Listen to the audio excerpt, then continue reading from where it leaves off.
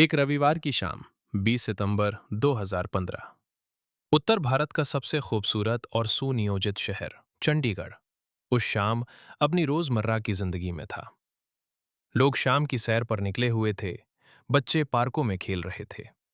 सितंबर की हल्की ठंडक हवा में घुलने लगी थी। सेक्टर 27 का पार्क उस वक्त बिल्कुल शांत था।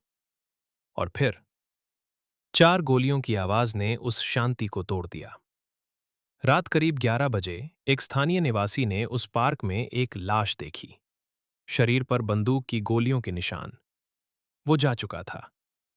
उस आदमी का नाम था सुखमनप्रीत सिंह सिद्धू। सब उन्हें सिप्पी बुलाते थे। वो एक वकील थे, राष्ट्रीय स्तर के राइफल शूटर थे और पंजाब एवं हरियाणा उच्च न्यायालय के एक पूर्व न्यायाधीश के पोते।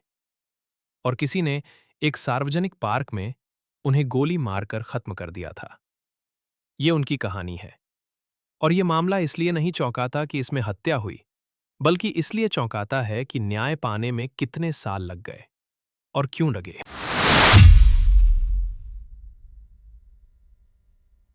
इस मामले को समझना है तो पहले चंडीगढ़ को समझना होगा। ये कोई प्राकृतिक रूप से बसा हुआ शहर नहीं है। इसे 1950 के दशक में एक स्विस फ्रेंच वास्तुकार ले कॉर्बुसियर ने डिजाइन किया था। गिने चुने सेक्टर, चौड़ी सड़कें, हर तरफ पेड़, पार्क, एक सुनियोजित स्वप्न नगरी। भारत के सबसे समृद्ध और सुव्यवस्थित शहरों में से एक। सिप्पी सिद्धू उसी दुनिया में पैदा हुए थे। उनके दादा जस्टिस एस सिद्धू पंजाब एवं हरियाणा उच्च न्यायालय के न्यायाधीश रह चुके थे। पिता एक प्रतिष्ठित अधिवक्ता थे। कानून उनके खून में था, पेशे की तरह नहीं, विरासत की तरह। लेकिन सिप्पी सिर्फ एक वकील नहीं थे, वो एक राष्ट्रीय स्तर के राइफल शूटर भी थे। 2001 के राष्ट्रीय खेलों में अपनी टीम के साथ स्वर्ण पदक जीत चुके थे। अनुशासित, सटीक, दो बिल्कुल अलग क्षेत्रों में माहिर। 2015 में वो 34 साल के थे। मोहाली में रहते थे, अपनी कॉरपोरेट लीगल प्रैक्टिस बना रहे थे। देखने में एक ऐसा इंसान जिसका भविष्य बहुत उज्जवल था, लेकिन अंदर से उनकी निजी जिंदगी उखड़ रही थी, बहुत तेजी से। उनका नाम था कल्याणी सिंह। चंडीगढ़ के एक सरकारी कॉलेज में सहायक प्राध्यापक थी। पढ़ी लिखी, पेशेवर और जस्टिस सबीना की बेटी, जो उस वक्त पंजाब एवं हरियाणा उच्च न्यायालय की कार्यरत न्यायाधीश थीं। सिप्पी के परिवार और कल्याणी के परिवार के बीच करीब 30 साल पुरानी जान पहचान थी। दोनों परिवार एक ही दुनिया के हिस्से थे। एक ही सामाजिक दायरा, एक ही संस्थाएं, एक ही जीवन शैली। कब और कैसे सिप्पी और कल्याणी एक दूसरे के करीब आए, ये सार्वजनिक रूप से पूरी तरह स्पष्ट नहीं है। लेकिन ये एक गंभीर रिश्ता था, लंबे समय का। और कल्याणी इसमें पूरी तरह समर्पित थीं। वो सिप्पी से शादी करना चाहती थीं। उनके घरवालों ने मना कर दिया। कारण? अंतरजातीय विवाह। यहां तक कि उच्च न्यायालय के न्यायाधीशों और राष्ट्रीय खिलाड़ियों की दुनिया में भी ये बाधा कायम थी। कल्याणी के लिए ये अस्वीकृति बेहद दर्दनाक थी। लेकिन जो सिप्पी ने इसके बाद किया, वो उस दर्द को कुछ और ही बना गया। सीबीआई के अनुसार सिप्पी ने कल्याणी की अंतरंग तस्वीरें उनके माता-पिता को, उनके दोस्तों को, उनके परिचितों को भेजनी शुरू कर दी। मई 2015 से, अज्ञात मोबाइल नंबरों से। एक पल रुकिए और सोचिए इसका क्या मतलब था। एक कार्यरत उच्च न्यायालय न्यायाधीश की बेटी, एक कॉलेज प्राध्यापक, उनकी निजी तस्वीरें उनके खिलाफ एक हथियार की तरह इस्तेमाल हो रही थी। उस समाज में, उस दुनिया में, ये अपमान सर्वव्यापी था। करियर के लिए घातक था, शायद जीवन को बदल देने वाला था।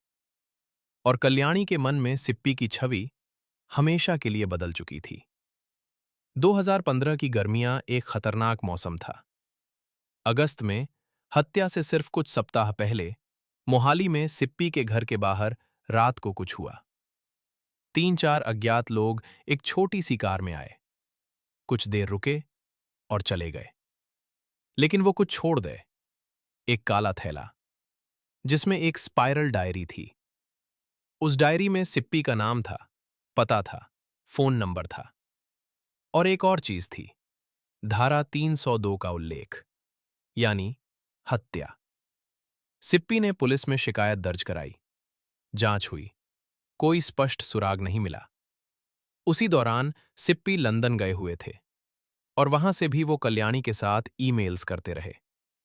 29 अगस्त की एक ईमेल में उन्होंने लिखा कि उनसे गलती हुई, वो सब ठीक करना चाहते हैं, कल्याणी से शादी करना चाहते हैं। लेकिन जांचकर्ताओं ने एक और बात नोटिस की, जो शायद ज्यादा महत्वपूर्ण थी। कल्याणी ने अपना निजी फोन इस्तेमाल करना बंद कर दिया था। वो दूसरे लोगों के फोन से सिप्पी को कॉल कर रही थीं, ऐसे नंबरों से जो सीधे उनसे ट्रेस न हो सके। और एक और बात जो बाद में सामने आई, एक BSNL सिम कार्ड जो कल्याणी की मां की पूर्व निजी सचिव के नाम पर रजिस्टर्ड था, वो उस दौरान इस्तेमाल हो रहा था। और वो सिम कार्ड हत्या से एक पूरे साल पहले लिया गया था। कोई योजना बना रहा था। रविवार 20 सितंबर 2015 दोपहर सिप्पी सिद्धू अपने मोहाली वाले घर से निकले।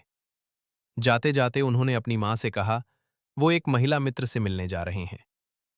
मां ने उन्हें जाते देखा, वो उन्हें जीवित दोबारा नहीं देखेंगी। जांचकर्ताओं ने बाद में मोबाइल लोकेशन डेटा से स्थापित किया कि हत्या से 3 दिन पहले से सिप्पी उसी सेक्टर 27 के पार्क में बार बार जा रहे थे, हर शाम। उनका फोन उसी इलाके में था।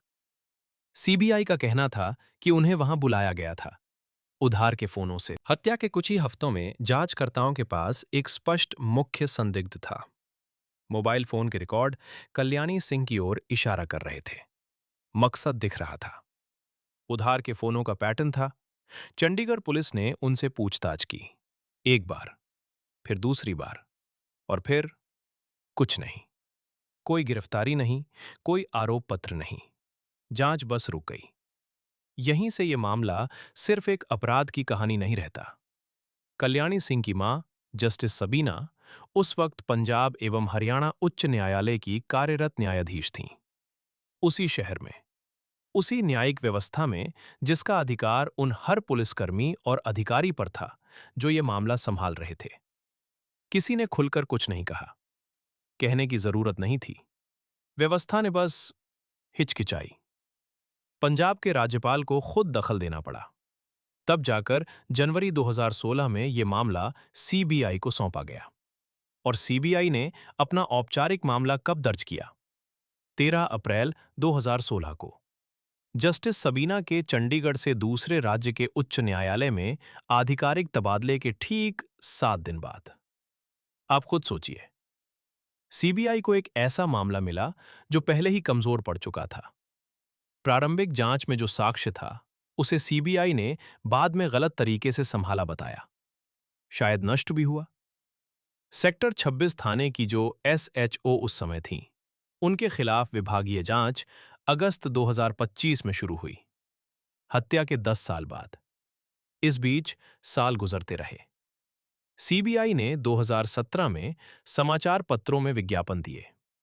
लिखा कि एक महिला सिप्पी के हत्यारे के साथ उस रात थी। अगर वो निर्दोष है तो सामने आए, नहीं तो माना जाएगा कि वो इस अपराध में शामिल थी। सूचना के लिए पुरस्कार पहले 5 लाख रखा, फिर बढ़ाकर 10 लाख किया। दिसंबर 2020 में सीबीआई ने न्यायालय में अनट्रेस्ड रिपोर्ट दाखिल की, यानी हम मामला साबित नहीं कर पा रहे। न्यायाधीश ने उसे स्वीकार करने से मना कर दिया और कहा, और जांच करो। इस पूरे समय में सिप्पी की मां दीपिंदर कौर हर साल 20 सितंबर को उसी सेक्टर 27 के पार्क में जाती रहीं, मोमबत्तियां जलाती रहीं, मीडिया से बात करती रहीं, न्याय की मांग करती रहीं, हर साल। फिर 2021 के अंत में और 2022 के आरंभ में 3 प्रत्यक्षदर्शी सामने आए, एक के बाद एक। हर किसी के पास उस रात की विशेष जानकारी थी। उन्होंने मामले की दिशा बदल दी। 15 जून 2022, हत्या के लगभग 7 साल बाद। कल्याणी सिंह को सीबीआई कार्यालय में पूछताछ के लिए बुलाया गया। जांचकर्ताओं का कहना था कि वो टाल-मटोल कर रही थीं। उसी दिन उन्हें गिरफ्तार कर लिया गया। जब सिप्पी की मां को यह खबर मिली, तो उन्होंने कहा, न्याय की उम्मीद जगी है, बहुत लंबा इंतजार था। कल्याणी सिंह पर आरोप गंभीर हैं।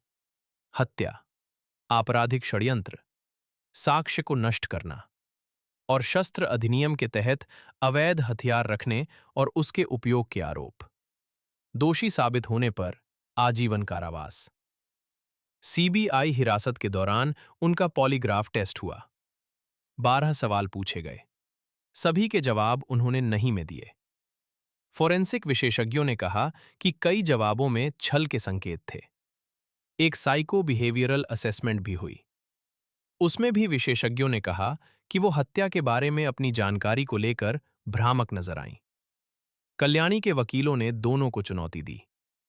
पॉलीग्राफ सही तरीके से नहीं किया गया। असेसमेंट वीडियो में दर्ज नहीं था। ये चुनौतियां गंभीर हैं और न्यायालय में अभी भी उन पर बहस जारी है। लेकिन अभियोजन पक्ष के मामले में कुछ कमियां भी हैं। बड़ी कमियां। वो बंदूक जिससे सिप्पी को मारा गया, आज तक नहीं मिली। वो मारुति जैन कार आज तक ट्रेस नहीं हुई। और वो दूसरा व्यक्ति जो सीबीआई के अनुसार उस रात कल्याणी के साथ उस पार्क में था, वो अभी भी आधिकारिक रूप से अज्ञात है, अनाम और आजाद। सिप्पी सिद्धू हत्याकांड में अभी तक कोई फैसला नहीं आया है। मुकदमा चंडीगढ़ की सीबीआई विशेष अदालत में चल रहा है। 2025 में भी गवाहों के बयान दर्ज हो रहे थे। ये मामला सिर्फ एक हत्या की कहानी नहीं है। ये उस बारे में है जो होता है जब शक्ति शक्ति को बचाती है। जब एक व्यवस्था जिसे न्याय देना है, वो रुक जाती है क्योंकि संदिग्ध का नाम किसी बड़े संस्थान से जुड़ा है। जब एक मां को 9 साल तक मोमबत्तियां जलानी पड़ती हैं। सेक्टर 26 थाने की उस एसएचओ के खिलाफ, जो प्रारंभिक जांच में थी। विभागीय जांच अगस्त 2025 में शुरू हुई।